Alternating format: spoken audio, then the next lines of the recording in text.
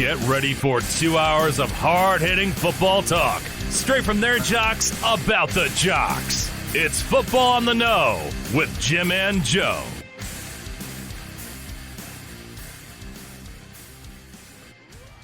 All right, what's going on, everybody? Welcome once again to another episode of Football on the Know. I am Jim McPhee, alongside of me is Mr. Joe DeCapita. Welcome back, Know-It-Alls, for doing another edition of Football on the Know Show. We are locked and loaded, ready to go, and guess what? We finally made it. I mean, last week was Thursday night, preseason, but now the influx of games are here. We got tomorrow night, Thursday night, Friday night, and all day Saturday, and one little game on Sunday. Oh, yeah, I'm totally excited, Joe. I mean, I was afraid before I got started here because I thought I didn't have a Raise energy drink and stuff, but Joe, I found the powders right there. I am saved. I got sour gummy worms ready to go. Joe's ready to go. Don't forget, guys, go to repsports.com and hit the promo code Raise Them Up, and you guys get 50% off there. Yes, sir. Yes, sir. Super excited about a lot of stuff. The NFL's kicking up. Like I said, finally. Week 2 now, some week 1s for a lot of teams. Again, all the teams going to get ready to get started. But also, big announcement with us, once again, Godzilla Media. Monday Night Football now has come to Football on the Know and Godzilla Media. So now Smoky Bones right here in Albany on Central Avenue is the home for Monday Night Football with Godzilla Media. You'll see us and a few other of our friends here with Godzilla Media Monday nights. Come check us out here if you guys want to come check out the game. That place is amazing. TVs everywhere. Sound speakers everywhere. Yeah, we're there. It's going to be exciting because you know what? The other thing too is I haven't been to Smoky Bones in a little while. I mean, maybe they changed some things up, like you were mentioning. Yeah. Like they got TVs like in the booths and stuff like that. So that's going to be exciting to see and what have you. Check out all your games. It's going to be awesome. Oh, also think about games, man. We happened to check out the NAL last weekend. We went to the Albany Empires game, and it was the championship game to go into the final championship for the Cup, and they just barely squeaked out a win here against the Cobras in an exciting game. We were happy to be on the field. I hope you guys checked out all the videos and the pictures we posted. We're going to be there at the next one this Saturday. We'll post some more videos and stuff like that, too. Championship, baby. Championship Sunday. Let's go. Yes. So or Saturday night, for that matter. We're excited, Joe. It's a lot of stuff to get to. Woo! We get to bring back a segment that we haven't done in a long time. Oh, yeah. And it's been a while, right? Oh, yeah, it's been a while. We love to do this all the time. It's fantasy time. We haven't talked fantasy yet. It's going to be coming up. Mm-hmm. And so, Joe, it's time to bring up our fantasy football keep or sweep. That's right, buddy. Here we go. It's the keep or sweep. That's it. Swipe that stuff away. So what we do, we're going to do Rookies Edition. Again, we take a look at the top 24 2021 fantasy rookies here, and we kind of just go down them quick and see if they might be a relevant person to draft in your team, or you just kind of leave them alone and pass on them, whether they would be good for you for your points. Or maybe they're a later pick that you might want to go ahead and grab because there's handcuffs. You can grab a nice handcuff player or a player that you think might be a deep dark horse sleeper that later on in the season could pay dividends for you. Mm-hmm. All right, here we go. Let's roll the music, Joe. Let's go. Here's the list right here. Let's take a look at the list, and we'll just read them off here. Travis Etienne here for the Jacksonville Jaguars. The running back, he might be doing a little wide receiver reps too, as we heard with this team. Now, what do you think about him here? What kind of production could he do for your team? Travis Etienne, here's the interesting thing about him is he's coming into a position that's already have a running back. James Robinson, it was the feature back for them last year who came on really strong and looks like he's going to continue being that featured back. So Travis Etienne is more like a PPR option, if you will. So if you're big into PPR, points per reception, that guy right there, Travis Etienne, could pay off, but I don't think he's going to be like that dramatic of a difference. He's not going to be like a starter you put in every single week. He's going to be more like a feel him out week to week type of a player, week to week, depending on what opponent that happens, and seeing how involved he gets into this offense. Having James Robinson there, that's going to be some getting used to. So it's kind of preseason's going to kind of maybe give us a glimpse at what we can expect for that kind of share the sharing of the football there between Robinson and Travis. But for me, as of right now, because we don't have enough to go off of with this offense, for me, it's a little bit of it's a sweep for me. Gotta sweep. Oh, he's sweeping. Yeah, I mean, listen, he's not a given starter and we don't know how much involved he's going to be in the week-to-week game plan. So that's kind of like where I'm at. Like if you're questionable, if I don't really know what to expect from you with the Jacksonville Jaguars offense, then we kind of got to wait and see on him. Yeah, definitely. So again, like you said, what's going on with them? Yes, they have Trevor Lawrence there, but they got a good batch of wide receivers there too. So he might take a back door on that. And also, you can't forget about James Robinson. So we'll see here. So all right, we got Javonte Williams here for the Denver Broncos at running back. Joe, what do you got to say about this fella here? I mean, they're loaded in that backfield as well. I was just gonna say that. Like they're so loaded at running back that it's like, who knows, right? I mean, they have Melvin Gordon there, who was their starter last year. Phillip Lindsay moved on now with the Houston Texans. So you would think like, oh, well, they got Royce Freeman, who's been waiting to be a bigger part of the offense. They've got other guys, and they always seem to find younger, under the radar type of running backs, and they never have that's never a weakness for them. So. For Javonte, for them to go out and draft this guy and bring him into this really deep, running back position, it's kind of the same thing with Travis with the Jaguars. I don't know where he's going to fit in. Is he going to get playing time? Absolutely. But is it going to be just goal line? Is it going to be short yardage, once in a while to spell, say like Melvin Gordon? So because of the uncertainty, he's also going to be a sweep for me. Gotta sweep. Sweeping away. Joe is sweeping away on these guys. So far, right? So far on the list, yeah. But let's take a look at what here. What do we got next? Next, we've got Devonta Smith here for Philadelphia, wide receiver. They've been looking for another wide receiver here. They kind of another weapon. Got people scratching heads when they picked up Jalen Reagor there. And this, besides that, the wide receivers have been a problem here for the Philadelphia Eagles. Now they go and get Devonta Smith, one of the bigger, flashier type of receivers that were in this draft. What do you got to say about this? What kind of effect could he have for the Philadelphia Eagles? Usually, rookie wide receivers when they're coming in on their first year. Now, I think he's definitely going to start. That's a given. We already know that. So for me, usually rookie receivers don't pan out and pay huge dividends right away. So because of the history of that, and you look at the Philadelphia Eagles right now, like Jalen Reagor, it's his second year. He's gonna improve tremendously from his first year. Travis Fulgham, who kind of broke out last season and made a name for himself with the Philadelphia Eagles. So you have a nice 1-2 punch right there already. And here comes Devonta Smith. I think he's definitely going to be involved in this offense. It's just because he's a rookie, because it's his first year, I don't have super high expectations for him as of right now, because they already have two receivers in place that can handle the workload. So I think he's relevant. I think he's definitely a receiver that you can draft maybe later on. But, to me, because he's a starter, I think I'm going to keep him. But I would put a disclaimer on that, and I would say don't draft him early. Just don't draft him early in the draft. He could be a nice sleeper for you later in the draft, maybe 10th to 15th round, somewhere in there, when you can go ahead and attack some of these rookies that possibly are going to be starting. Mm-hmm. All right, there you go. So we have a keeper and possibly a sleeper right there as well. Right. All right, so let's tell it. And there, everybody knows his name now here, too. Oh, He's yeah. already a Hall of Famer in some people's eyes already. I saw some rankings that the NFL was putting over, and it was quarterback rooms, top quarterback rooms of all the NFL teams. Then they did top wide receiver rooms, and they did running back rooms. So the list was kind of ridiculous. So you guys check that out on NFL.com. Oh, my gosh.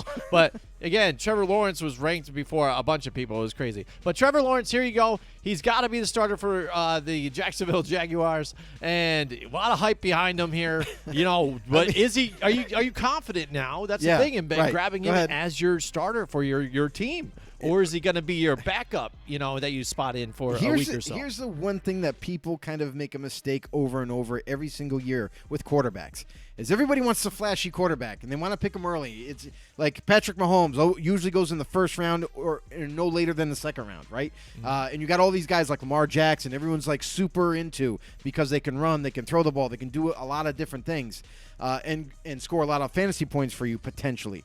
Trevor Lawrence, I always recommend don't take a quarterback early. Just don't take one. There is way more important positions like running back and receiver that you need to really kind of divulge on it and just add like crazy onto your roster. So with Trevor Lawrence being a rookie coming into this league, we all know it's not a walk in the park. Some guys thrive, some guys just take a dive. So for Trevor Lawrence to come in, there is very high expectations of him because being the number 1 overall pick, you're expected to basically just all of a sudden change the culture of the team, change the winning percentage, change everything, put W's in the column and what have you. So a lot of pressure is on Trevor Lawrence this season, even though it's his rookie year, to perform right away. I'm going to sweep on him. And there's a reason for it, is because he is a rookie quarterback coming in. We don't know how he's going to react to the NFL as of right now. And with the defenses that are going to try to figure him out as the season progresses, maybe they confuse him a little bit. I know he's a really smart kid and all, but again, he's a rookie coming in, and you don't need to take a quarterback early. So if I'm taking my quarterback like in the later rounds before the draft is over, and Trevor Lawrence most likely will still be there, even though he's the starter. There's so much uncertainty on how good he's going to perform. So because of that, I'm going to sweep on him. Sorry. Gotta sweep. There you go. He's sweeping again, man. The broom is getting heavy today, man. It's getting used a lot. Cleaning up. There you go. Jalen Waddle now, the wide receiver for the Miami Dolphins here. What do you guys say about him and his production that he could do here for Jalen Waddle is another gifted receiver, much like Devontae Smith, both coming from Alabama. Both were like elite type of receivers in college. So there's a lot of high expectations of him as well, too. Coming over with the Miami Dolphins, selecting him and adding them to a much-needed wide receiver room.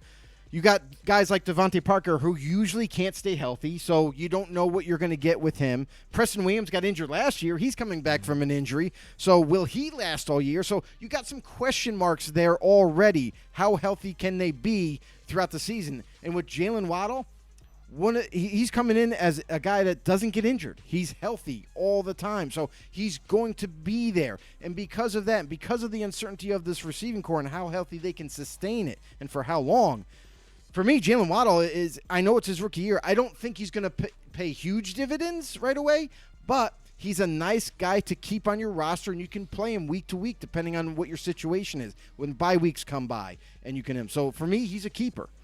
Because not only is he going to be a starter, definitely from day one, you just don't know how long those other two with Devontae Parker and Preston Williams, how long they're going to be healthy for. And not to mention, Will Fuller is also a member of the Miami Dolphins this year, coming over from free agency. How healthy will he last? So you got 3 receivers that potentially could all be gone by mid-season, and then you still got Waddle to be able to throw to. So Absolutely.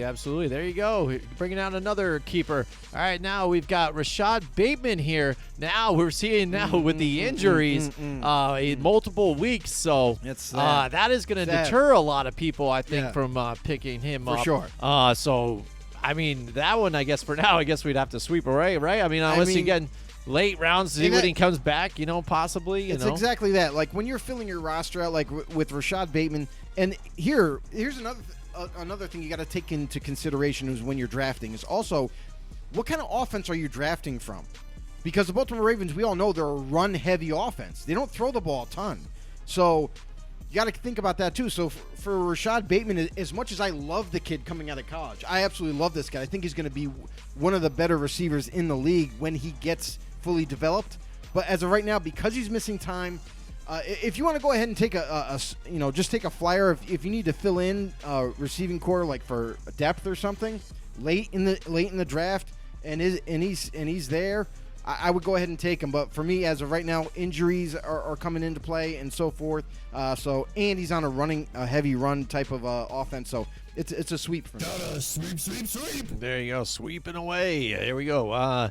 Now we've got Justin Fields here. Talking about loaded backs and stuff like that. We're talking about the quarterbacks here for this team, where we're hearing people saying that maybe that the Colts should go and get Nick Foles to help out, because Carson Wentz might be injured for a few weeks. Andy Dalton also there too. He's named that Matt Nagy said Andy Dalton's our guy, but again, Justin Fields sitting there waiting in the waiting here to become that starter. That's why they drafted him this year. So again, you take a stab at Justin Fields late rounds as your backup. You're keeping this guy. You think you're going to jump in on this, or just again sweep it away? And who knows if it happens to be injuries or they do make the switch, jump on it. And that's the thing is you hit the nail on the head right there when you mentioned it. Is if you want a backup, like if you want a guy that that could be like a sleeper backup that. We all know that it sounds like right now out of Chicago, Fields is not going to be the guy week one. They are real comfortable with Andy Dalton leading the Chicago Bears. However, Justin Fields right now is lighting it up in training camp, and he's had some pretty darn miraculous throws. I mean, like throwing it the opposite way while he's running to his left and just kind of side-arming it into the end zone. So there's some highlights that he's already showing off to Chicago and saying, hey, don't count me out just yet. So I strongly disagree with the decision so far of having Andy Dalton being the starter. When you got a guy, if he can learn the offense, he should be your week one starter. So if you want to take a chance on Justin Fields, now this is only if you want to take a chance on a guy like this. And late in the draft, if you're looking for a backup and you want to take a guy like Justin Fields, who I really do believe eventually will be the starter for Chicago this season, I would keep him. But, again, it's only for a guy that you can just add to your roster as a backup. Maybe you can throw him in. It's taking a chance because of the way Chicago and how set they are on that decision. But yeah, for me, I would keep him, but it would only be if like a depth draft.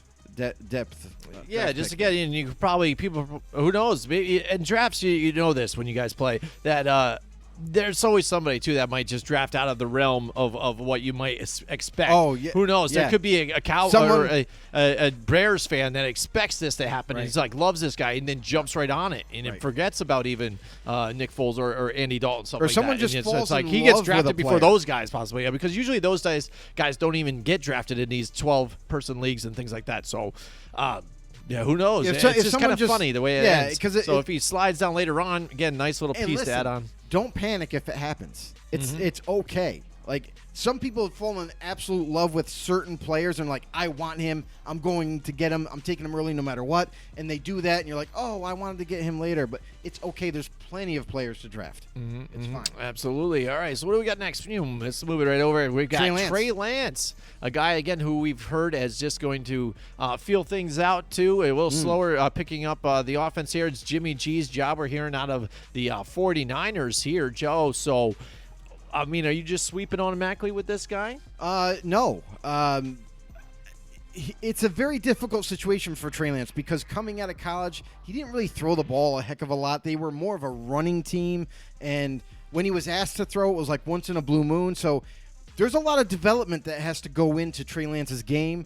Listen, he's performing very well in training camp with the San Francisco 49ers, but they do have a veteran in Jimmy G. And it sounds like what's his face from the 49ers, the coach Kyle there. Shanahan? I did that the other 2 weeks ago, right? Kyle Shanahan. Like it sounds like he's pretty set on the decision that Jimmy G will be their starting quarterback going forward. There's no no real quarterback competition, if you will. So because of that, because of the absolute confidence that Shanahan has in Jimmy G. Now here's the other thing too is. You can have all the confidence in the world for Jimmy G, but can he stay healthy is his biggest problem. So Trey Lance may be thrust into the starting lineup because Jimmy G can't stay healthy. So for me, there's too many variables. I don't feel 100% confident in Trey Lance right now. So it would be a sweep for me. Gotta sweep. But again, there's a lot of moving parts to this because if Jimmy G can't stay healthy, he's the guy then. You know what I mean? So he might be a guy where you could just not bother drafting him. Maybe nobody touches him, and he'll be there on the free agency wire for you in case that does occur. All right, moving on. We've got Elijah Moore for the New York Jets, wide receiver. And they've needed some wide receivers for some time for them. And it's funny because I heard Mike Tenenbaum talk about some old times that they had and stuff, and Brett Favre, and he brought up Lavernius Coles and stuff like that. Wow. I'm like, wow. I'm like, that's kind of maybe back when they had even some wide receivers, Wayne Chrebet, Lavernius Coles, and things. And it's been that time, so that much time there for these guys. So they got Elijah Moore. They're excited about having him there with the organization. Zach Wilson, the quarterback. What do you think so far out of the Jets? I mean, do some people veer away from the Jets here because they were in such a shambles last year? Or are they really excited here with Robert Saleh and what's going to go on with this team? There's a lot of uncertainty with the New York Jets. Absolutely. There's a lot of changes, a lot of moving parts. You have a rookie quarterback coming in. You got some new pieces added, especially their offensive line is kind of like reinvented. So a lot of moving parts, a lot of things that still got to be, a lot of questions that still got to be answered. But with Elijah Moore, I feel like he's going to be like a rotational piece. Like he's going to come in. They still have Jamison Crowder for one more year. So I am on the understanding that Elijah Moore will eventually take over his role probably next season. But before that happens, I think he'll rotate in. I don't know how much he's going to be utilized. Yes, he's going to get on the football field because they didn't draft him for no reason. But again, I just don't know how much he's going to get on the field. So because of that, it's going to be a sweep for me. Gotta sweep, sweep, sweep. There you go. Sweep it away. Man, the brooms are heavy today. Here we go. All right, we got next is Rondale Moore here for the Arizona Cardinals. You want to talk about stacked wide receiving core now as well. We got the Arizona Cardinals there. But who knows? I don't know. Maybe with some of these guys, like we've talked about plenty of times, these other receivers that they have here, Andy Isabella been in part of this team, but also not, jumping out at some point here. So is Rondale Moore going to be one of those guys that's a nice rookie surprise here or exception for a lot of people, especially fantasy-wise? Rondale Moore is kind of in the same situation of Elijah Moore. Going to be a rotational piece for the offense. Because when you look at the Cardinals' offense, they're already stacked. They got two young guys in Christian Kirk and Andy Isabella, who Christian Kirk has given more opportunity, obviously, than Isabella, but still, they're kind of still like they got to prove us something. They got to show us something. They got to prove it.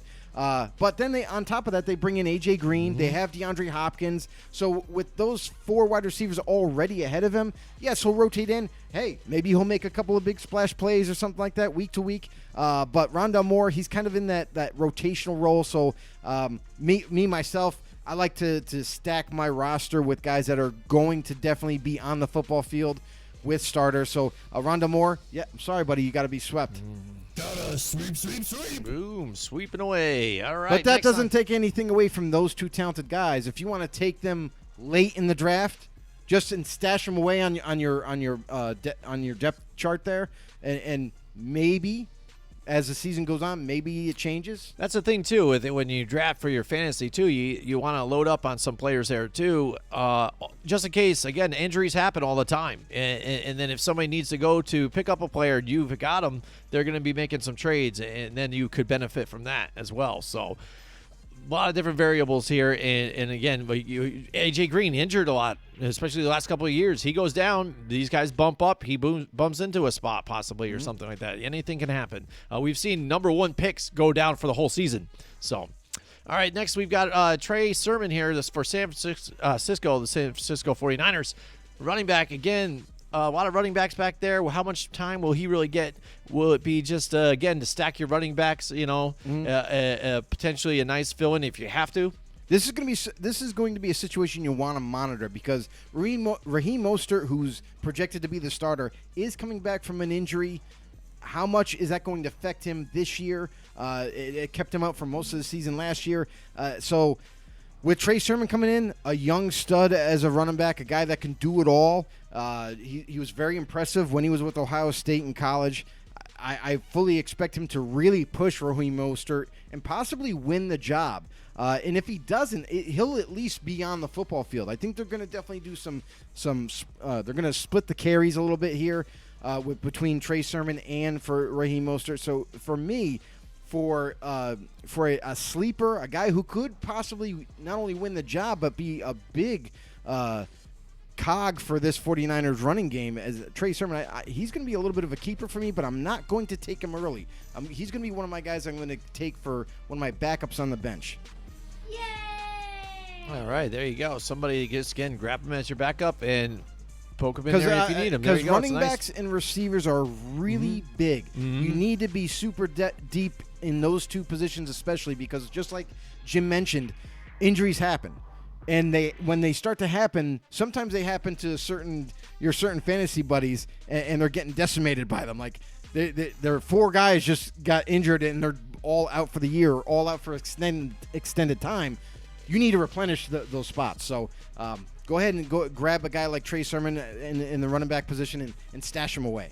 All right, again, another Jet here. Michael Carter here on the top 24 list. We just talked about a couple of guys, Elijah Moore and some others. So yeah. What do you think about with the running backs here for him? I mean, for the Jets, there's really nobody that's going to stand in the way of Michael Carter starting. Listen, if he learns the offense, if he's comfortable, he's going to be the starter. I feel like they knew they had to draft a running back because they didn't address a whole lot in free agency. So Michael Carter's coming in. He's got a clean slate to win this job easily. And if he does, he's going to be the number 1 guy for the Jets. So for me, he's a keeper just based on his availability and his potential to just be the starter for them. Mm-hmm. All right, next, moving on to the top of the list here over here. Terrence Marshall Jr. for the Carolina Panthers at wide receiver. Terrace Marshall's in another kind of a situation where he doesn't have to start right away. He doesn't have to be pushed into the lineup right away. They have DJ Moore. They got Robbie Anderson and company. So Terrace Marshall can learn from underneath them. He'll get in. He'll rotate in.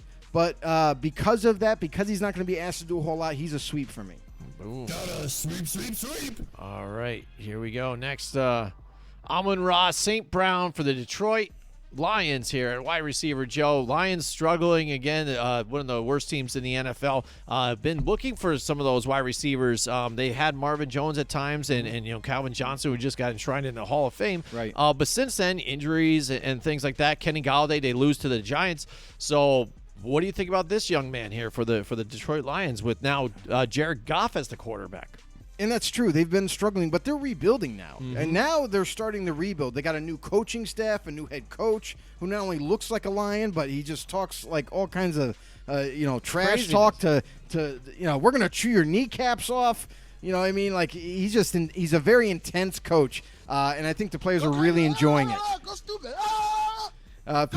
So for Amon-Ra St. Brown, I've heard there's a lot of optimism for Amon-Ra St. Brown. I liked him coming out of college, and apparently he's lighting it up so far in practice and training camp, what have you. Let's see what he can do in preseason, but all indicators as of right now is that he could be an impactful player for the Detroit Lions, who are looking for that it factor at wide receiver. So again, I'm gonna say keep, but I'm also saying you definitely don't want to take him early. You don't want to waste your draft pick. There's a lot of other receivers to take ahead of these guys. So, he could be a nice sleeper for you to take later in the draft and kind of stash him away.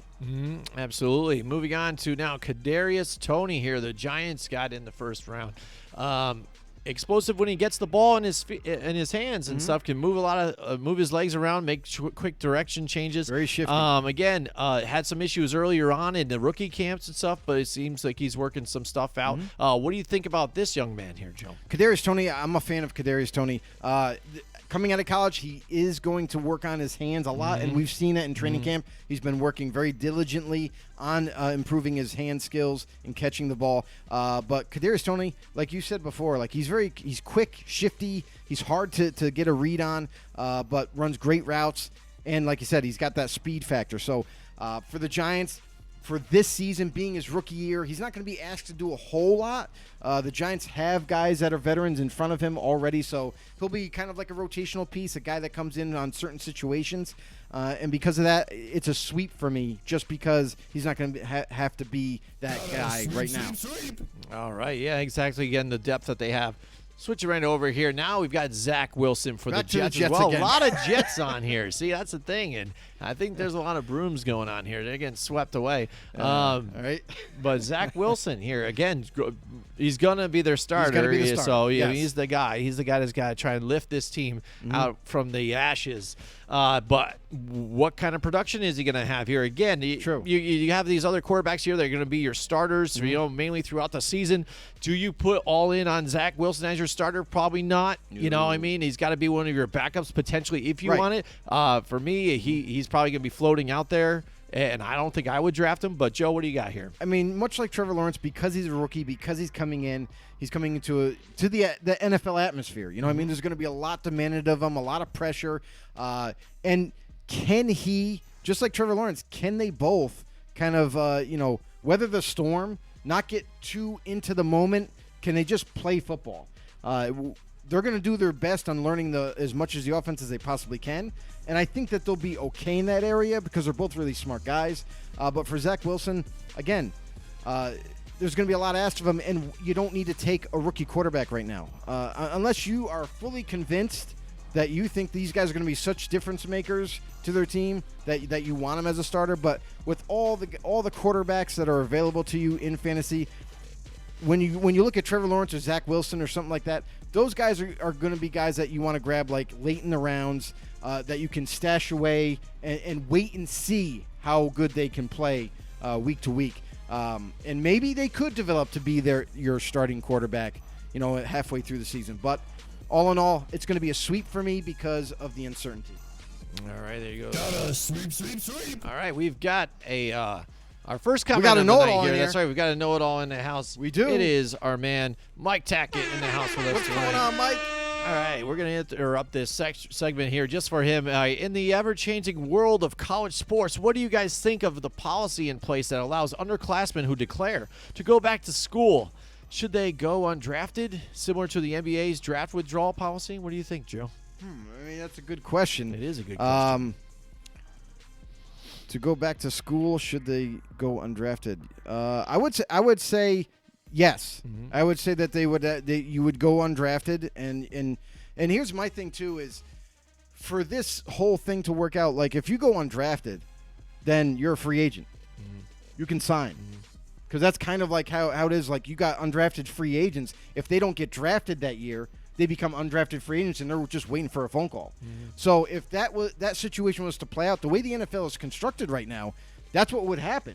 Mm-hmm. Is not only you would go undrafted, but also then you would be a free agent that a team could call at any given moment and say, hey, we know you're in school right now, but you want to come play for the Jacksonville Jaguars? Mm-hmm. Do you want to come play for the New York Giants? You want to play for Green Bay Packers? You know what I mean? So that's kind of interesting. So I would think that the NFL would have to change their policy then too, because you don't want teams to be able to have that kind of power where they could call a student athlete up in the middle of the season or a month into the season while they're going to school and they're playing for like the Clemson Tigers or something like that, and all of a sudden you get a phone call from the Las Vegas Raiders and saying, hey, we really like your tape. We want to bring you in for a workout. We want to possibly start you. You know what I mean? So there's got to be some kind of policies and some kind of changes for the NFL to prevent that kind of thing from happening. So if that was the case, if they go undrafted and they allow free agency to happen because that's the way it's constructed right now, that would hurt the student athlete. It would hurt college football because then you would have all these teams calling out of the whim. Oh, we lost 3 guys this past week due to injury. We really like your play on the football field. We want to call you up. You know what I mean? Just ripping them right out of college like that. So, that's kind of a really tough situation altogether.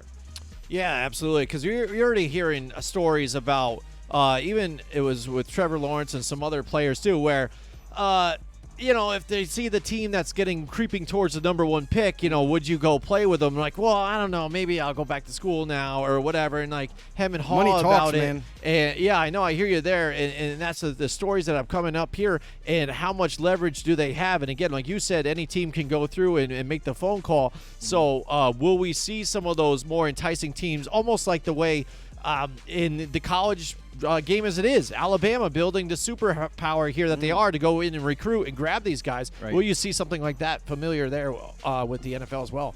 Mike Tackett here says, I think that the NIL situation changes that.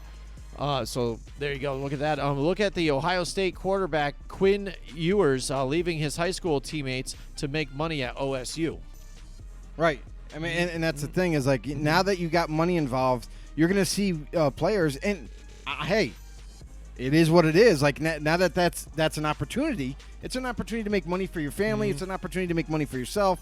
Maybe even get out of a bad environment that you've been trying to get out of. So you're going to see this happen. This isn't a shock to me. As soon as and do I agree with it? Like yes, colleges make money off of these athletes all the time. They until now they weren't able to get sponsorships, and get sponsor deals and get money that way while they're in college. So now that it's a new thing, you're going to see certain decisions being made by high school students, much like Quinn Ewers. Now he's decided to skip his senior year, go to Ohio State, make some money because he knows that sponsors are going to be all about him because he's the number one recruit at quarterback right now. I don't blame the kid. I also think that colleges and people around the sport knew this was going to happen. They had to know. I mean, before they even voted on this. So and just like with the whole NFL thing about not being drafted. If you're eligible, you're not being drafted, you can go back to school, change your mind, go back to school, but then you're going to be on call. And I think it's a scary thing kind of because I feel like it's going to rush the student athlete up to the NFL before they're even close to being developed. You know what I mean? Like, yeah, NFL teams are going to understand that. They're going to develop them and everything, but it might hinder their development because they're being pushed up way too soon, and then they're going to be spit out by the NFL and not have an education and not be financially stable. Yes, exactly. I hear you there. Absolutely. All right, so moving on here with the good questions here, Mike Tackett. Great questions. Let's moving on to now we're at Dayami Brown here for the Washington football team. Wide receiver now. They've got Terry McLaurin, Curtis Samuel now, and some weapons there. So what do you think about his spot here potentially for fantasy? Well, we know that the Washington football team, they've been in dire straits to get wide receivers in there. They just haven't had any. Besides Terry McLaurin, he's been the only guy that they can depend on. Now they bring in a guy like Curtis Samuel who's going to be a nice compliment, nice number 2 for them. Dayami Brown, that kind of opens up the opportunity here for him. Even though he's a rookie, maybe he can come in, he can be on the football field a little bit more, can be a little bit more involved. So I mean, this is interesting to me, but just because he's a rookie coming in, I think he's going to have opportunity, but I don't know how much of it he'll get. I think he'll be on that lower tier type of rotation, like maybe 3rd to 4th type of wide receiver in the end when it's all said and done. So for me, it's a little bit of a sweep here. All right. Sweep. All right. Next up, we have Amari Rodgers for the Green Bay Packers yeah, here. We Again, we talked about Aaron Rodgers wanting to get wide receivers up in the business here, and they go out and get Randall Cobb. I'm not so sure about that, but whatever Aaron wants, he gets. So, but we got Amari Rodgers. Now with I tell you, he's gotten a lot of good a lot of accolades so far. Definitely. And if you look at Aaron Rodgers, his chemistry with likewise names, Aaron Jones, he ends up getting really along with. Now this guy's Rodgers at the end. Maybe these guys link up. Who knows? Let's see. What do you think, Joe? Amari Rodgers, I mean, listen, there's a lot of rumors coming out of Green Bay where they're saying that they're absolutely in love with this kid. He's gonna be involved. Obviously, I think he's gonna be involved, but so isn't everybody else that they've had on this roster for so long. So, because of that, I mean, you got what's his name, Allen. I forgot the receiver's name. Allen Lazard. Allen Lazard, that's it. Yep. But Allen Lazard, he was kind of like that possession receiver that Rodgers would rely on, to move the chain, sort of speak. And Amari Rodgers, he doesn't have super top end speed, so he could be kind of along those same lines. But with the depth that Green Bay does have, I mean, it's not tremendous. But now that you have Cobb, you bring in Cobb, he's kind of like, if Cobb was in his prime, Amari Rodgers is kind of similar to that. So I think later on, maybe next season or whatever, he'll be more dominant into this offense as long as Rodgers is still there. That's up in the air. But for me, he's going to be a sweep for me because there's a lot of variables and a lot of hurdles that he has to overcome in order to be that impactful. All right, moving along. Dwayne Eskridge here. So what do you think here for Seattle, the Seattle Seahawks? Another kid, straight out of college, coming into the Seattle wide receiver room. Now, they already have guys like DK Metcalf. They got Tyler Lockett. Those are the go-to guys. And Seattle is a heavy run team. So much like the Baltimore Ravens, when a rookie receiver comes in on a heavy run team, you can't really expect a whole lot of production. So same thing applies here with Seattle. Dwayne Eskridge, I'm sorry. I do like this kid, but I'm going to sweep on him right now. Sweep. Man, everybody's getting swept on the rug on this one, just about. Here we go. Now we're at Pat Freiermuth here for the Pittsburgh Steelers here at tight end. You know that they've had some issues at tight end as of late, I think, as well. And Big Ben on his last season, it seems like, for these guys, last hurrah. What do you think? Where do you think he fits along here for tight ends? Because even you see with tight ends, they have a certain amount of a tier kind of with tight ends. Yeah, you got your upper echelons, which is a handful or so, and then it kind of gets watered down. And we all know that, if you don't take a tight end semi-early, then you're going to miss out on those elite tight ends. And then you're kind of playing with mid-tier guys that week to week they could disappoint you, they could do well or well enough. So it's a lot of up. It's like almost like a roller coaster you're riding in the tight end position. Yeah, so absolutely. Because of that, with Freiermuth coming in with the Pittsburgh Steelers, again, he's going to be seen as like a lower tier type of tight end right now. He's got to prove himself. But with this team, you just don't know how much he's going to be used with this offense. They got Chase Claypool, they got JJ back, or Juju back. So I mean. And let's face it, they didn't really use tight end that much. I mean, they use tight end, but it's not to the extent where like you could be like, oh well, it's like a Mark Andrews, for Baltimore, where they're just going to pepper the tight end.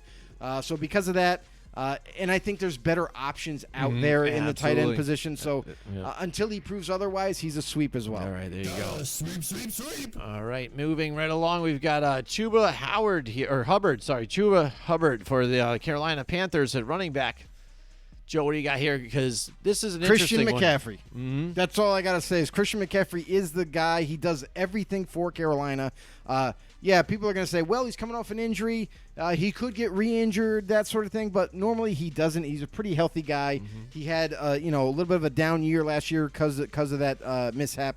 But I truly expect Christian McCaffrey to come back strong and be able to just play out the whole year. Hubbard's still going to get, obviously breathing reps. He'll come in and out to spell Christian McCaffrey, but other than that, he'll be a sweep for me. Sweep. A guy that maybe, if that scenario does happen where injury does occur, you can pick people him will up be off the jumping free up agent on wire. there. Yeah, they'll be jumping for him. And then also next up we have the Mac Jones for the New England Patriots. Now, how short is this leash, I guess, on Cam Newton? Because, Pretty Bill short. Belichick's out there saying how much he loves him. Of and he's a course. starter and this and that. Yeah. And you've got Cam Newton out there calling Mac Jones mac and cheese and everything and stuff like that.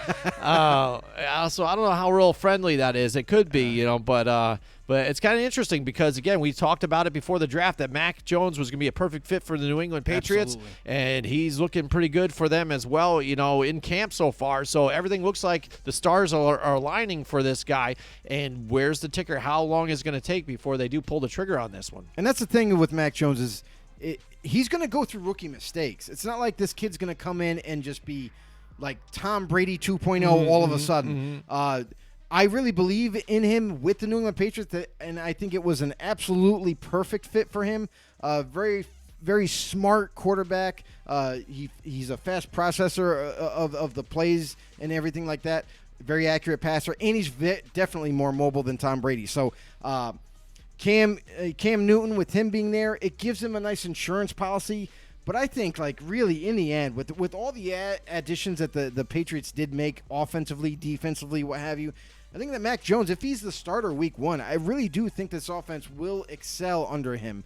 Cam Newton, we all know that they've changed the playbook a little bit to fit Cam's style, but it didn't work out last year. We've seen him for the first time, and I don't know how long they had a losing season. You know what I mean? So why not? If Mac Jones is ready in terms of knowing the playbook and being able to attack the plays and get them right, I think he could easily be the starter week 1 and kind of grow into that role as the season progresses. So because we don't know if he's going to start or not, he's going to sweep. Absolutely. So there he is, a sweep again. Sweep. And we've got 2 more left over. We've got Nico Collins for the Houston Texans, Joe, a wide receiver where they are desperate for wide receivers. I think at that list, they were the wide receiver list. They were like 32nd possibly in this whole thing. Right. So. I mean, really, what they got? Brandon Cooks, and then whoever wants to put pads on for Houston. So Nico Collins is a real opportunity for Nico to come in and possibly be one of those contributors on offense. We still don't know who the quarterback's going to be. The jury's still out on that. So if you want to, I'll say, like, as of right now, they got Brandon Cooks, and I really don't know where this offense is going to be headed. So Collins could be a nice sleeper. They do have Kiki Cutie still there. He looks like he's going to end up starting as well. But nonetheless, if the opportunity is there, you could take this guy late in the late rounds. If you want to take a flyer and say, what the hell, if he doesn't work out, you cut him from your roster and replace him. But for me, it's a sweep because this organization is just heading down the toilet. All right, finally, Josh Palmer for the Los Angeles Chargers. And Josh Palmer right now, he's second behind Keenan Allen. So unless Keenan Allen goes down or Mike Williams goes down or something like that, I don't really expect too much from Josh Palmer.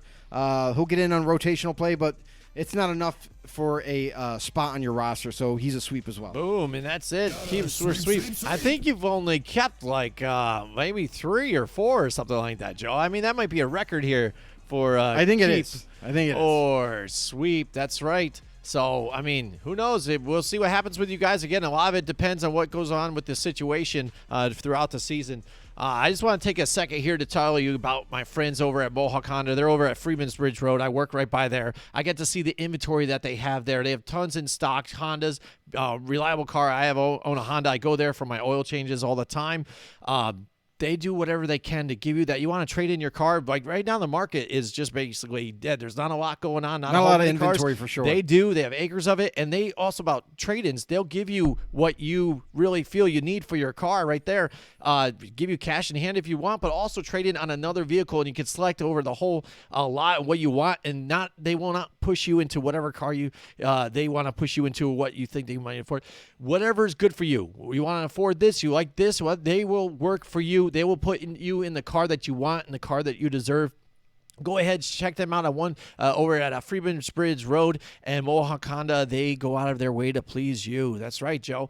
And they're good people over there. Oh, absolutely. So we're going to get into our next segment, and it is our team's AFC West's biggest questions, Joe. We've been doing all the biggest questions for the last month or so. Who knows? Yep. We are on to the AFC West now. That is the division that has your beloved Raiders in there, the Kansas City Chiefs, and the Denver Broncos and the Los Angeles Chargers here. So let's get right to it, Joe.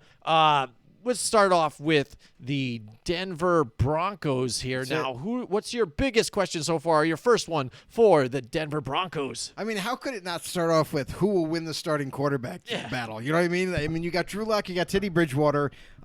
This is going to go on all through training camp. We're hearing, a mix of little tidbits coming out of Denver's camp, and some people are saying, oh, well, some days Drew Lock looks pretty darn good. Some days Teddy Bridgewater looks pretty darn good. So it's kind of like a 50-50 split as of right now. No one's really taking that major step forward and taking the lead. So, I mean, who knows? I mean, the way this thing could boil down now, Teddy Bridgewater didn't get brought in just to be like, we brought in Teddy, but we like Drew Lock better. To be more like a veteran behind Drew Lock type of move. We knew that Drew Lock is coming back from an injury. Teddy Bridgewater is brought in to compete for this job. It's not going to be given to anybody. So let's wait and see what happens in preseason. But if I was to guess right now, I would say this. I would say we already know what Drew Lock kind of is right now. We know that he does make his fair share of mistakes. He does turn the ball over at times. But then he's also flipped the script and completely has made some great plays as well. So I think you would need to see more consistency from Drew Lock in order for him to get this, to win this job. But Teddy Bridgewater, you kind of know For Denver, they're still kind of feeling him out, seeing what he can do, what he's capable of for Denver and their offense. And Teddy Bridgewater, in the end, I think is going to end up winning this job because Drew Lock, again, he does tend to make mistakes. Sometimes they're very costly, and then other times they don't hurt him so much. But Teddy Bridgewater, I feel like as a veteran, he's been there, done that. He's seen a lot of different offenses, and he's seen a lot of different defenses. So I really do believe that in the end, it'll go to Teddy Bridgewater. All right, yeah. I mean, and taking a look at this again, it's seesaw, back and forth. You're hearing different stories every day, and the media down over there in Denver too is following this closely too. They'll tell you one day, I think it's going to be Drew Lock. He's taking first team reps here, but then it's Teddy Bridgewater. You hear about Jerry Jeudy having a good relationship with Teddy Bridgewater as well. These guys are connecting really nicely. You see a good Dave. That's the thing is too good. Is with these guys, they're really similar. If you look at their stats of last year too, they're really hand in hand. Teddy Bridgewater barely just had a couple ticks over top of Drew Lock, and you're just seeing one highlight day that looks really great, so you're thinking, it's going to go towards this guy, and then the next day he'd be throwing multiple interceptions, so it teeters back and forth. We're going to follow this closely again, and it's still one of the biggest questions that we're not going to really find out, I think, until the season's about to truly start, I think, for these guys. Obviously, it's going to be a week before the season starts is when they got to make their decision. They can't let it go too long, so we all know that they're going to give both guys a fair shot throughout the whole training camp. We'll see how they play in preseason because maybe that'll be the tipping point, depending on who excels in the preseason games. Absolutely. All right, my biggest question here for the Denver Broncos is, will Vic Fangio be out if they have a losing record this season? Again, they're in a tough division here. We've got the Kansas City Chiefs, who've gone to the Super Bowl back-to-back now. They ended up losing last year due to injuries, I would say, though. I mean, it would have been a little closer, I think, that game if they had their offensive line there.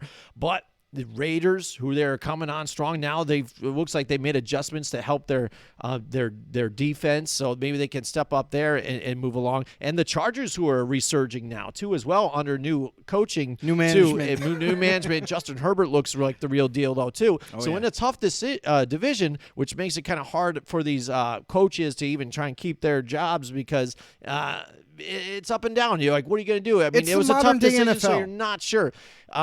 He was brought in to help out the defense and stuff. The defense has done okay, but again, they looked more like they're a run stop instead of a pass stop. You got Von Miller aging and things. So the questions have been had here about Vic Fangio. So if these guys ended up being at the end of this, tail end of this division for the back-to-back seasons here, is he out here? What do you think, Joe? I mean, there's already been rumors around Vic Fangio of possibly moving on from him, getting a different head coach in as of last year. So those are going to escalate if we see like another poor season from Denver. We got to see something, some kind of productivity. We got to see something where they're trending upward instead of either flatlining or going back or declining. So for Vic Fangio, for this Broncos team, they need to show something. Even if they ended up 500 or even if they just can't lose as many games as they did the year prior. If they show some kind of promise and they win more games than last year, then I feel like that's a success. Is it like, a big deal? Like it just might buy more time for Vic Fangio, at least another year, to see what else they could do. Because we already know that they've heavily invested in the offense. I mean, we've seen them invest in the offensive line. We've seen them invest in the receiving, the weapons around them, the running backs, and the quarterback. With Drew Lock, they still haven't been able to find that true starting franchise type of caliber quarterback. And we all know that Teddy Bridgewater is not the answer long term. He's a short-term guy until they do find the answer. So with all that being said, I think with Vic Fangio, I think he just can't screw it up this year. They can't lose as many or be worse. So as long as they are trending a little bit upwards, if they win 3 to 4 more games than last year, I feel that's a successful season for them because they are still kind of rebuilding this defense. We know that they got a few holes here and there, and offensively, they don't have the right guy yet at the helm. Absolutely. And again, you look at back-to-back seasons of losing records. They went 7-9 when Fangio came, and then 5-11 last year. So again, like you said, teams are ready to put these guys on a short leash. and we could see him out here. Right. Another question I got is, will the Broncos defense improve against the pass? And just like kind of you alluded to earlier, is they're great against the run. And the funny thing is this defense not too long ago was phenomenal against the pass. It was the no-fly zone. You couldn't throw on this team before. And then all of a sudden they went through kind of a little bit of a transition with Vic Fangio coming over, and now they're like the no run. You can't run against this team. No run zone. And now you're able to throw on them. So do I think that they've made enough changes to improve this pass? I tend to think they did. I mean, they really attacked it this offseason. They drafted a kid out of Alabama, the corner, Patrick Surtain, guy that is going to most likely be the starter going forward. I can't imagine why he wouldn't. And they also bring in another corner to play opposite him in Kyle Fuller coming over from Chicago. Another cornerback who's a veteran who's done it very well in Chicago, had a great career so far in Chicago.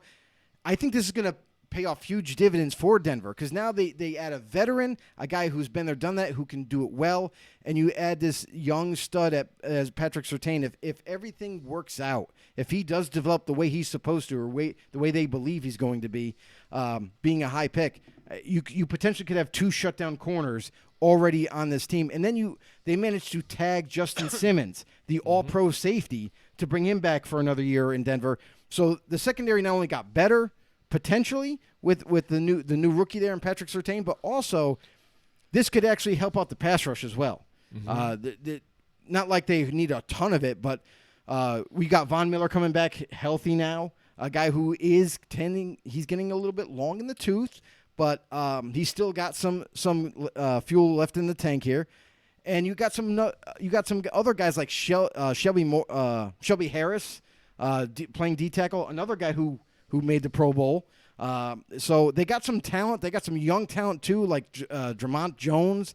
They got a guy at a linebacker, Josie Jewell. So they got some nice pieces there. I think this defense overall is going to improve. Yeah, definitely. We've got Tom Gozlowski in the house, the man himself, Godzilla There Media. he is from Godzilla. He says here, throws it out there, Melvin Gordon, underrated, Joe. What do you think? I mean, he's been underrated since he's entered the league. I mean, listen, when he came out of college from South Carolina, I definitely wasn't all about Melvin Gordon. I had my issues with him because of injuries he had in college, and then coming over for the Chargers, he didn't really make an impact. And we've seen him screw up his first 2 years with the Chargers, fumbling issues. I mean, it was tremendous. So, I mean, he was in jeopardy of basically, getting thrown out real quick, getting cut. And then all of a sudden something clicked. Something clicked in him. He corrected the fumbling issues. He became that real stealthy type of running back for the Chargers and reinvented his career early on. So Melvin Gordon, since he's corrected all his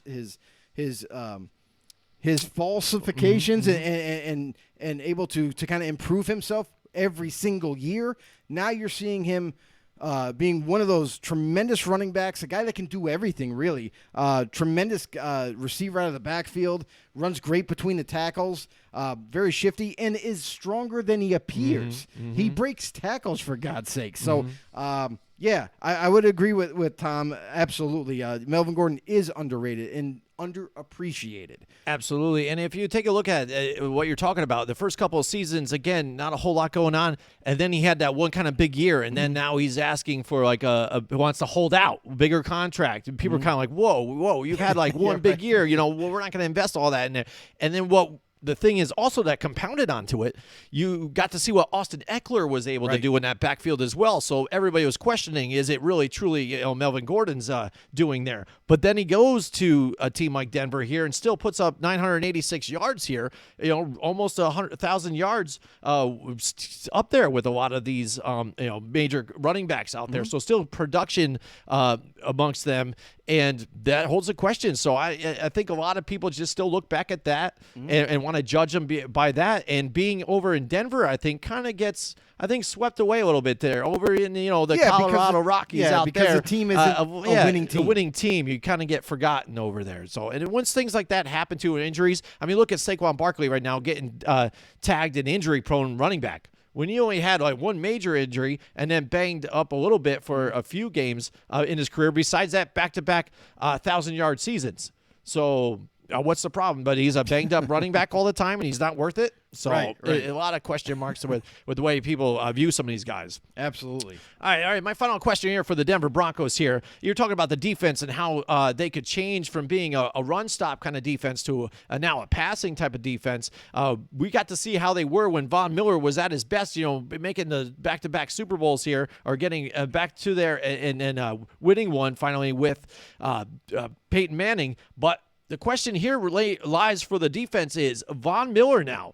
Will he be here on the roster next year? Because he's getting long in the tooth, and they're going to owe him a lot of money. Right now he's due to make $17.5 million, and he's going to be a free agent in 2022. So they got to make a decision. Do they give him an extension? I mean, or do they just say, all right, come on, we'll let you walk here? I mean, because that's a lot of money off the books, and they could do a lot more with that. And they also have to look at some of these other players that they have to invest in and make contracts for them as well. Right, and that's the thing too, is Von Miller, he is getting older. You know what I mean?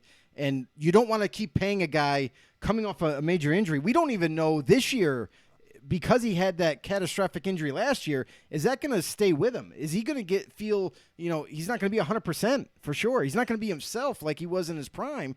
So how much is that going to hinder him this year? And will he be able to stay healthy all season long? So that all being said, you also have his contract. You're paying him a ton of money. And because you're paying him a ton of money with a guy who's aging, coming off a major injury, next season, I fully expect the Broncos to either try to trade him before his contract expires, or listen, they played with that idea last year. Yeah, they played did. with the idea before he got hurt. Hey, do we move on from him? Do we try to trade him now, get some value out of him before he potentially goes to free agency? And I think this is going to be like a dangerous situation for Denver, because they may or may not be able to trade him, because teams are not going to be willing to give you a first-round draft pick for Von Miller right now. As good as he has been, he is older. And if he's going to command a huge salary as well, it's going to be really hard to trade a guy like that. So I think that Denver is kind of preparing themselves for the reality of having him just even walk after his contract is done, and let him test free agency. And they can still tell him, listen, we do want you back, but we're not going to pay you huge bucks to keep you here. I mean, we'll compete with another team. Like if you come back with an offer and say, oh, well, they offered me, $12 million a year. You know what I mean? Maybe we'll work with that. But until that happens, I really do kind of expect them to move on from Von Miller, unless they can create a contract or renegotiate a contract to where it's going to help the team out with salary cap wise more than trying to just hand over big time cash. Absolutely. All right, so that's it for the Denver Broncos. Their next team we're going to bring up now is the Kansas City Chiefs here. Not a whole lot of questions, I guess, with this team, because, again, back-to-back Super Bowls. Right. Patrick Mahomes, one of the most elite quarterbacks in the league. Tyreek Hill, we heard all the stories. Travis Kelce out there, too, as well. So, Joe, what do you have for your questions here for the Kansas City Chiefs? I mean, there's not a whole lot of big questions, right? Yeah. It's like you were saying, they made it to Super Bowl back-to-back. I mean, they're going to be looking to push to go back to the Super Bowl yet again this year. Do the Chiefs have the best offense? I mean, that's really kind of all I could come up with. One of the questions that I have, do they have the best offense? I think it's potentially they do. I mean, you look at this offensive line too. That was a kind of like a problem for them last year. They were missing both their tackles in the Super Bowl in the big game, and they were missing starters on that offensive line. So they went and attacked that weakness. You know what I mean? They went out and they pulled off a trade for Orlando Brown Jr. coming over from Baltimore Ravens. He's going to lock down that left tackle spot. You got Laurent Tardif. Yes, that's right. He's coming back, but he'll be missing a few weeks. 4 to 6 weeks is what the timetable is as of right now. But who knows? Maybe he could make the Week 1 game. So there's a lot of things that they've done, and they've really not only have they solidified that offensive line, but also you look at their weapons.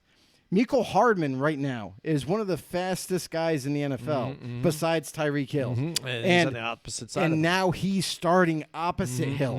You know how much that opens up this offense, which is already pretty prolific. And you got Travis Kelce at tight end, who's going to just eat up the middle of the field. Like, I mean, how do you stop an offense like this? Not only have they improved this offensive line, made it so solid, you got Clyde Edwards-Helaire yes. coming back in his second year. His rookie year, he just fucking decimated. Yeah. I mean, he was amazing. I didn't expect it, but wow. I mean, so now they have a feature back. They have an offensive line. They got weapons galore, and you have Patrick Mahomes.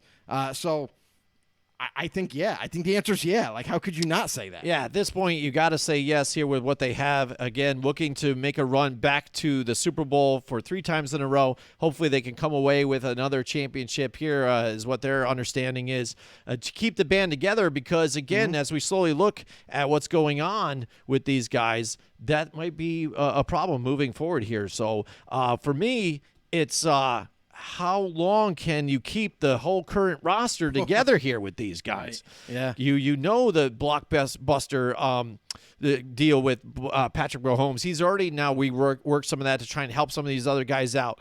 Travis Kelce is going to be getting older, and he's got a longer contract. We took a look at his contract and it goes back down. I think until he's like 36 years old. Yeah, exactly. So. Along the lines, and he just restructured his, so it went all to a signing bonus and not so much onto the cap, against the cap. So Mecole Hardman could be start looking for something. So that's the whole deal. These guys want to keep the whole ball running. Hill. And while you're getting there and getting to the Super Bowl, you don't want to squander these victories and these wins while you're there because we saw what happened. Look at the Legion of Boom and with the Seattle Seahawks. Once they had to start paying some of those guys, things are happening. Russell Wilson got paid. You saw the band started breaking up a little bit. You know what I mean? You saw other guys, Richard Sherman, go other places, things like that, And there's a problem. They had those 2 runs to get to the Super Bowl, won the first one, had the opportunity to win the second one, and haven't been back since. So for Andy Reid and the Chiefs, Andy Reid's going to be there. He's going to stay there until they probably push him out. But, Patrick Mahomes, these guys, he's got to be their guy too long term. But to try and keep these same group of guys together to stay on that elite status because these other AFC teams, they're getting better every year and they're getting right on their heels. So it's going to be closer and closer every year. Absolutely. So, I mean, you think, again, how long will it take? Time will tell. I mean, time will tell, and here's the thing is we've already witnessed some big contract extensions already. Travis Kelce getting one, Patrick Mahomes receiving a humongous amount of money. And just like you're saying, you also got Tyreek Hill, who's seen as one of the best receivers in the NFL. He's in a couple years, I think, his contract's going to expire, and it's like, what is the Chiefs going to do? And you saw what's going Tyrann Mathieu as well, right? Are they going to be able to afford to keep these guys long term, and for how long? Listen, I was amazed that by Tampa Bay and what they were able to pull off this past year. I mean, after winning the Super Bowl and high priced players. That I thought at least 1, maybe 2 might sneak away and go to another team, like a Chris Godwin, like a Shaq Barrett, guys that were going to demand a lot of money. They managed to retain not just those 2, but everybody that was on the team last year. And add.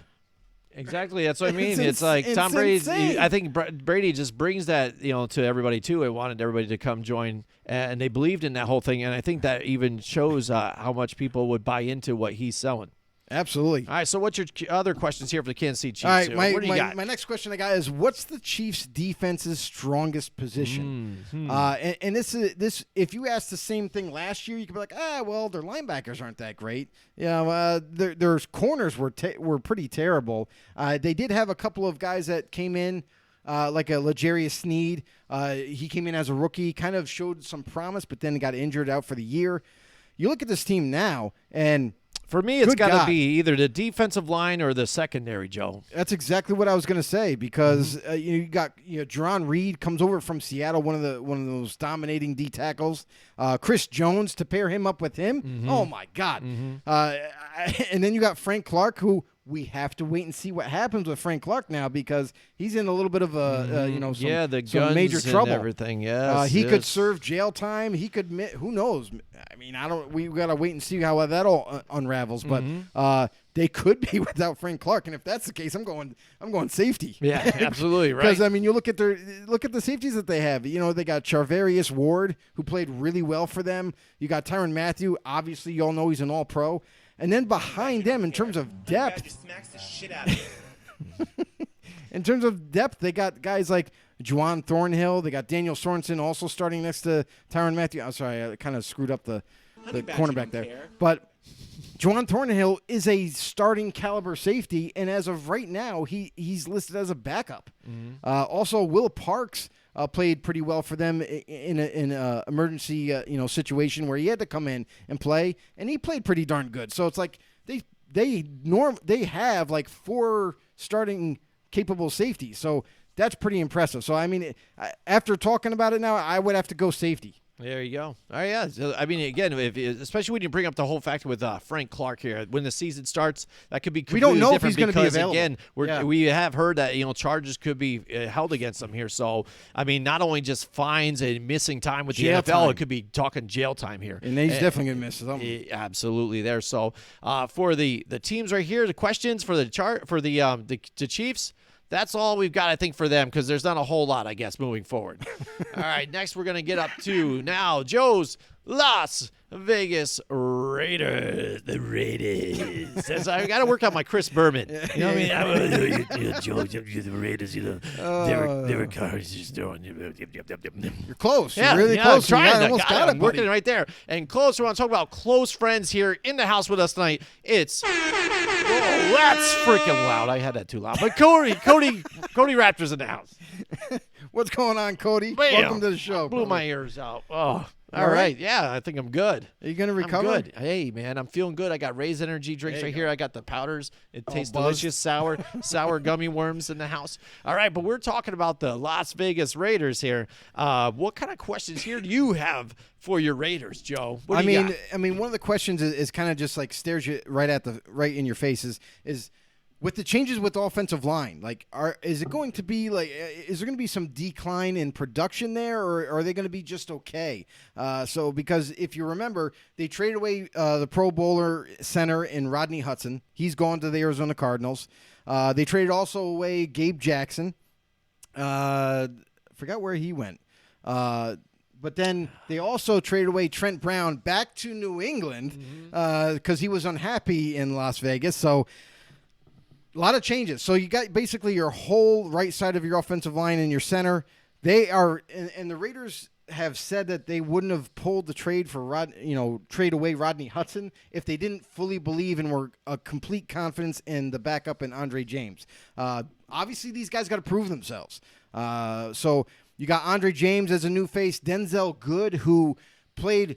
He started last year for the Raiders. He started at guard, and he switched out to right tackle at times when Trent Brown wasn't available, which was pretty much all year.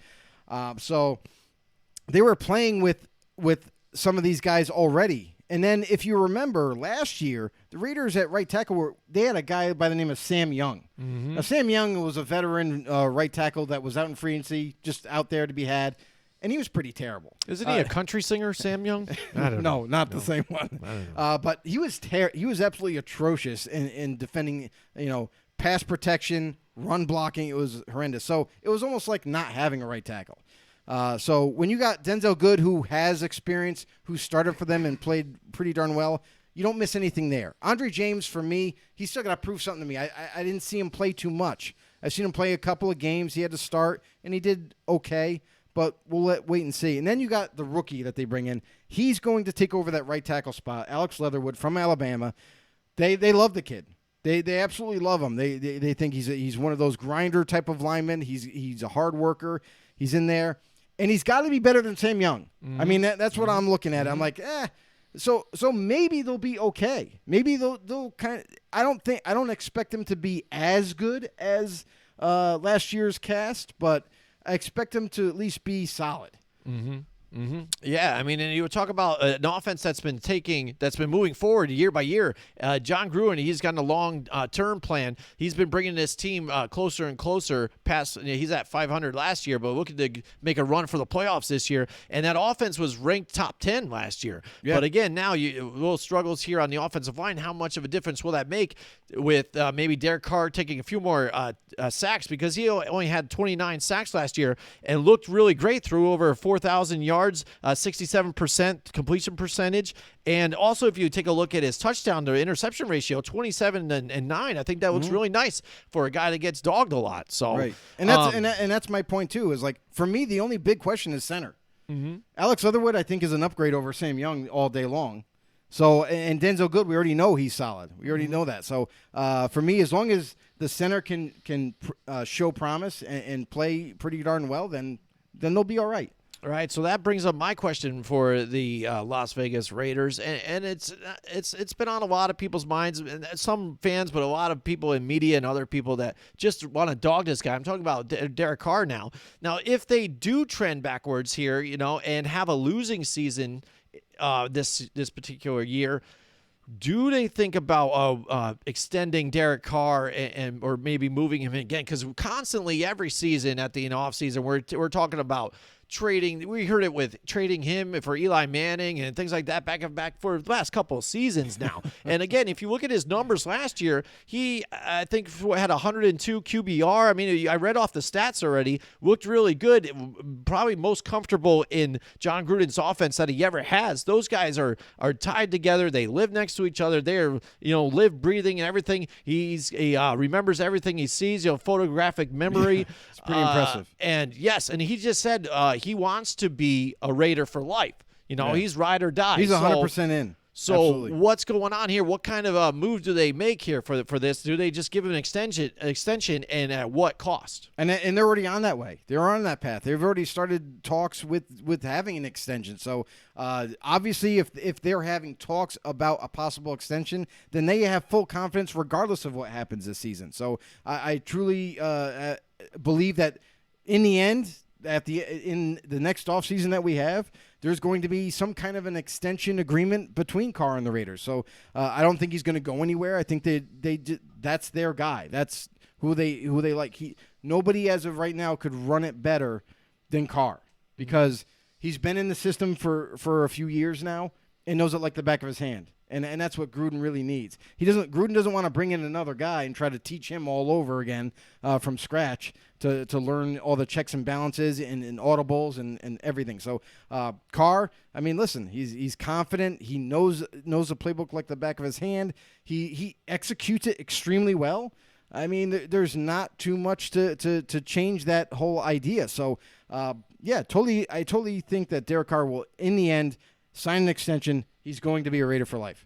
All right. So what other questions do you have about your Las Vegas Raiders here, Joe, coming into this season? I mean, how can it not be about the defense? I mean, the defense was so bad last year, or I would say like the last few years, probably like 10 years. They've been terrible. So can the Raiders improve? We know that they've been kind of like huddling around that dead last ranking, 25th, 27th, around can there. Can they get to a top 20? In terms of a defense. So can they reach that kind of as a goal this season? There's a lot of changes that have happened. A lot of personnel changes. They've brought in some talent from free agency. They've drafted talent. They've definitely invested a lot in this defense. Now it's time that guys need to step up.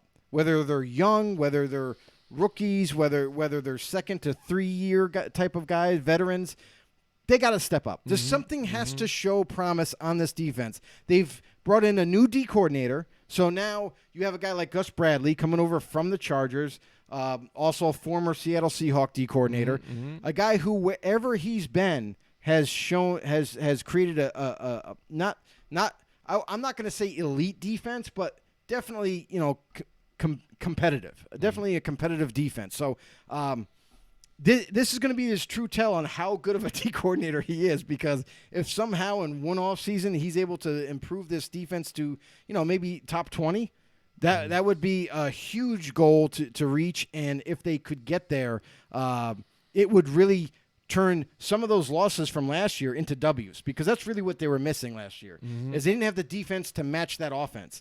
The offense was like you read off the stat, like they were a top 10 offense last year, for God's sakes, but they just didn't have the defense to support them. Now, this year, if this defense could improve to make maybe top 20, maybe 25, something like that, then maybe that's gonna obviously help that offense to get them the football in their hands more often, and they're going to get some more W's out of it. Yeah, and a lot of it, I think, was not getting the pressure and then leaving those corners in the secondary out there so long. The big plays were happening against that team. We've seen it a lot last year. And not to mention, with Paul Gunther as their D corner last year, there was a lot of confusion, too. Like, nobody was really sure what their jobs were from time to time.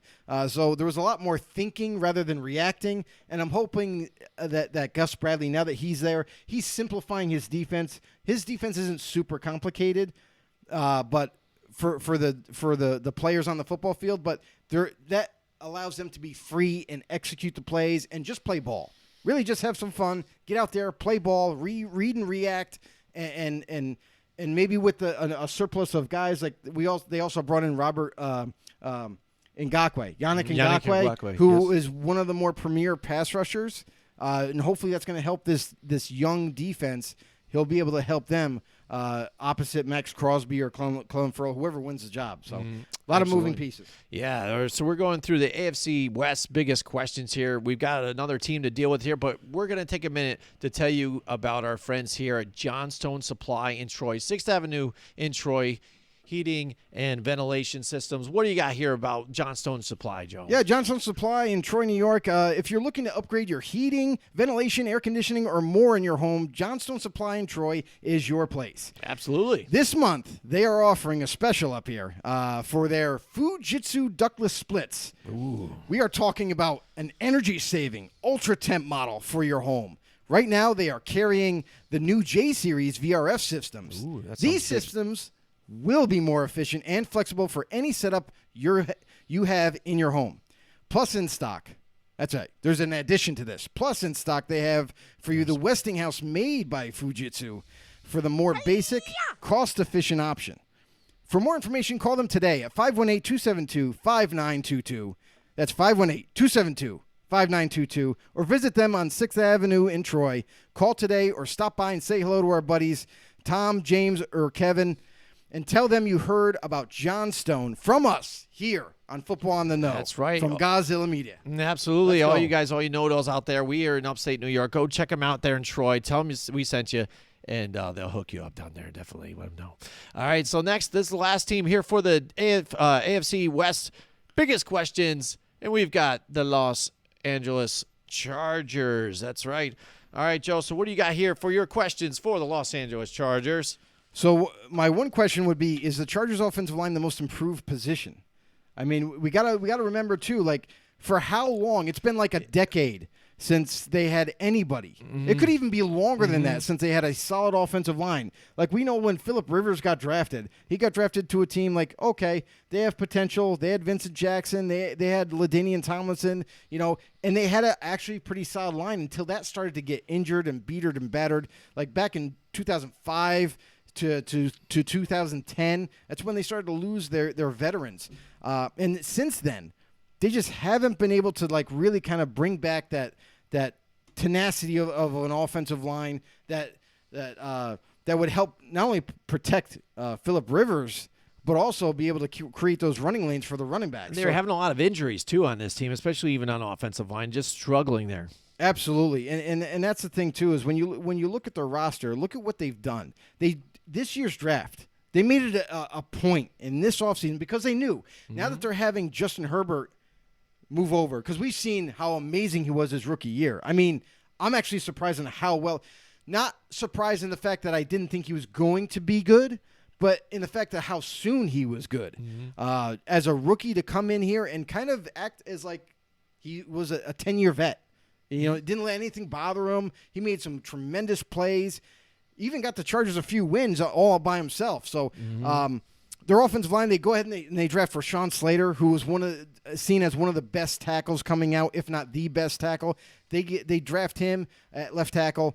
Corey Lindsey, Lindsley from Green Bay, a great veteran center. They bring him to add because one of the Pouncey brothers, who they had as a center, retired this year. They had to do something. They bring over Lindsley, who I'm sorry, that's a great move. Yeah, he's older, but he can still get the job done. Matt Filer from Pittsburgh, the Steelers, a guy who is going to be a starter for the Steelers, I feel like, this year with their offensive line questions. And he chose to move on. He comes over to the Chargers, and you got guys like Ode Abushi, who I'm not 100% in love with, but maybe he can get the job done enough to help protect. And Brian Bulaga, another Green Bay, great. You know what I mean? To lock it down on the right tackle spot. And the biggest thing for them is between Corey Lindsley and Brian Bulaga, can they stay healthy all year? Because if they can, this offensive line has the potential to be one of the better ones in the league. Yeah, I mean, again, trying to make improvements because, again, they've got that young quarterback. They want to keep him healthy, keep him upright. And I think they feel like they're in an up-and-coming kind of motion right now and have these veterans hold down the fort until they can get some of these get the team a little younger here. I mean, you do have Mike Williams hit their wide receiving core. Keenan Allen's still playing at an elite level here, a high level, but, drafted 2013, they got to start getting some more weapons behind here. They don't have Hunter Henry anymore, but they plug in Jared Cook, but he's on his tail end of his career too as well. Oh, he's going to be good, though, for this offense. Oh, it should be nice for this offense, absolutely here. And you want to talk about the offense. My question for them is how much will the coaching staff affect the team? I mean, you've got Brandon Staley here with them. He's more of a defensive-minded coach here. And then you've got Joe Lombardi running the offense, a whole new changeover because you had Anthony Lynn last year and everything. And this team played well, and they were doing remarkably well for this division. Now you got a change of guard here. Now, what's going to happen with these guys and how much will affect this team moving forward? Austin Eckler still a key cog piece here for these guys. We just talked about him being a nice running back when you didn't have Melvin Gordon there, and he's shown you that when given an opportunity, he can rush with one of the best too as well. And that's the reason why they were able to move on from Gordon and not meet his demands of paying him big-time money is because when they saw what Austin Eckler could do, hey, wait, what? He can handle the starting job. We don't need to pay Melvin Gordon just to keep him. You know what I mean? We don't have to pay him big money. We got Eckler, who we're paying a fraction of his salary, and he's able to do just as much in terms of production as Gordon. So, we're good. Go ahead. Find yourself a new team. And Austin Eckler has been killing it ever since, despite being injured. Now, that's the other thing, too, is last year he was seen as going to be not only the featured back, but everyone was so excited to see what he could do in a whole season, and he ends up getting injured for most of the year, if not the whole thing. So now you look at what this offense has, what their capability is. I mean, if there's any indication from last year, if Herbert can kind of lock into what he was able to do and be successful last season, in terms of what they've gone through this offseason, they've improved every aspect of their team. So I think for sure that this offense is on the up and up. And what can we expect? We don't know.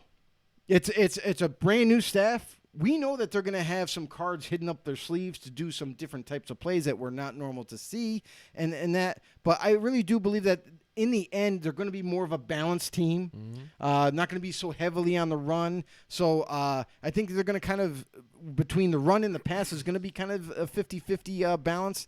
And I think it's going to make them even better because of it.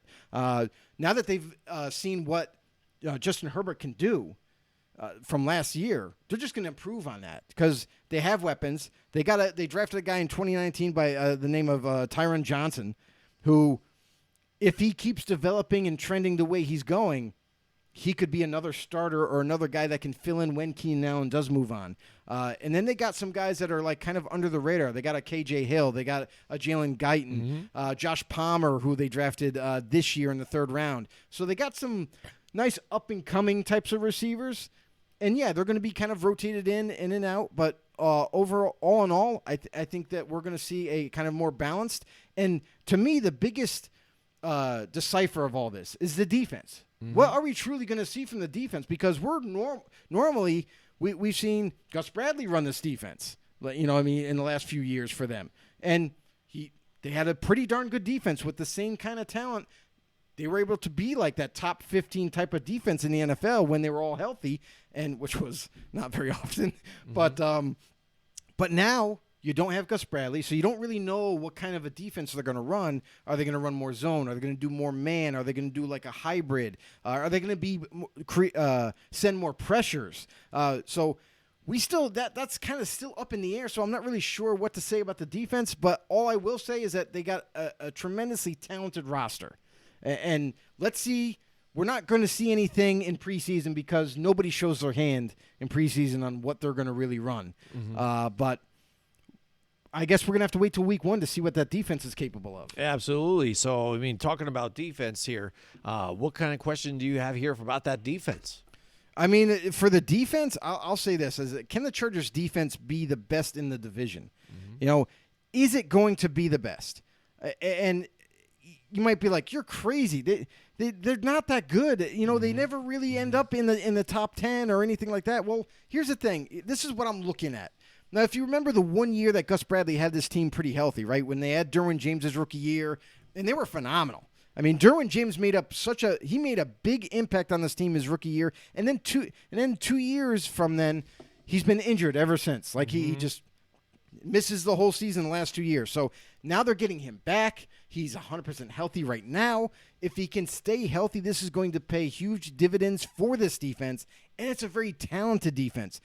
It is definitely improved since Derwin James has been his rookie year. I mean, you look at what they have. They have Joey Bosa. They grab Justin Jones. It fills in it. And one of the guys that I really wanted this kid coming into the draft at D tackle, Jerry Tillery.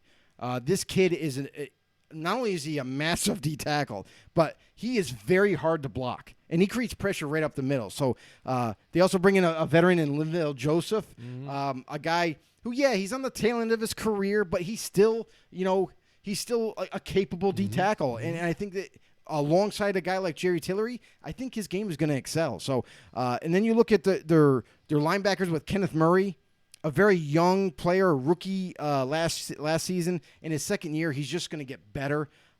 He was amazing with being able to play pass defense and to attack the run game and to even at times rush the quarterback. And then you look at their secondary with Derwin James coming back, with Nasir Adderley, who's kind of making a name for himself at safety, Michael Davis at corner, and Chris Harris, who had not only a pretty healthy year last year, but also a pretty darn good year with this Chargers defense. So I feel like with all the young talent that they have and a couple of veterans sprinkled in, that their defense potentially could be the best in this division. And if this offense is any indicator from last year of how well they can play, they could be a surprise team in this division for sure. I think there's, certain things about these defenses. You see the Raiders trying to improve their defense, not doing so well here. The Chiefs' defense has kind of been up and down, you know. I mean, that's what I mean, and they seem to perform in some of those bigger moments. Right, and Chris Jones being there during playoff time, and it's looking big. And that's the thing with that Chiefs defense is before it was like, they're weak at corner, so that we can just attack them with the pass. This year is going to be a little bit different.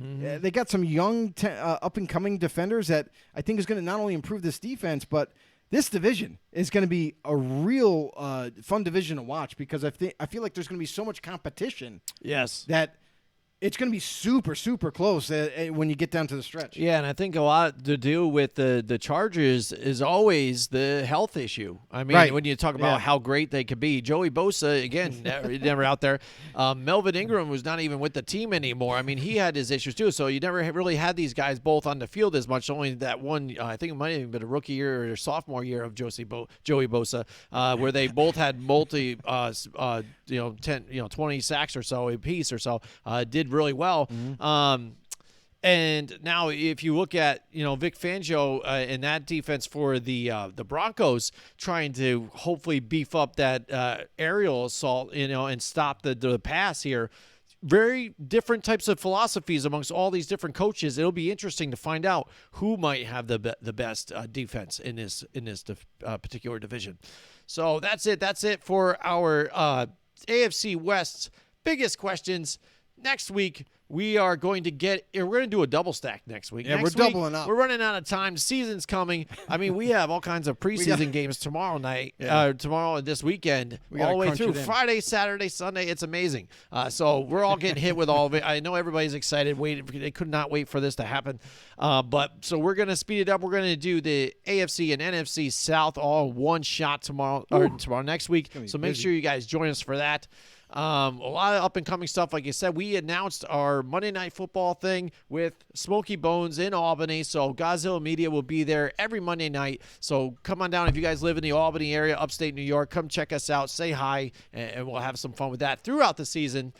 And also, don't forget, if you guys are feeling down sluggish, you go to Raise here, repsports.com. Raise Energy, promo code Raise Them Up. That's right. You get the 15% off, and they have all kinds of deals right now. I think they're giving away a couple rainbow cans still. They got a couple of promos right now. You can order. There's like 4. Was it rainbow flavor? Rainbow flavor energy drink that right now that you can grab. Just got to pay shipping. It's $10, and you get 4 of them sent to your doorstep. Also, there's plenty of other promos. You can go ahead on their website, repsports.com, search all these different things. And they don't just have energy drinks. They also got like protein cupcakes. They got protein powder. They got Focus pills. Yeah, to-go energy packets to take with you. This stuff is absolutely amazing. You don't get any crash after the energy wears off. It's truly amazing. It's got amino acids, electrolytes, no sugar. I feel fantastic still, as we're getting to the end of the show. And it's really good stuff. I mean, really good. So make sure you go and get yourself repsports.com, get you some, enter the promo code, Raise Them Up, and get 15% off your order unless you're going to do one of the promos. Then you just get the pay shipping and you get that order. Also, thank you, everybody, for checking us out, for supporting us. If you like the show, if you like what you see, if you love talking about football, feel free on the comment section to let us know if you have any questions, if you got any opinions on what we talked about, or if you just want to vent. If you want to say something about your team, go ahead and do so. We are here to interact with you guys. So please don't be shy. Comment below. We will read them off and give you a shout out as well. If you're new to the show and you want to find out how to join us, you head over to Facebook or YouTube, become a know-it-all. If you're on YouTube, hit the subscribe button to get to subscribe to our channel, and hit the notification bell to get all the notification when we go live. And we're also on Twitter at FB_no.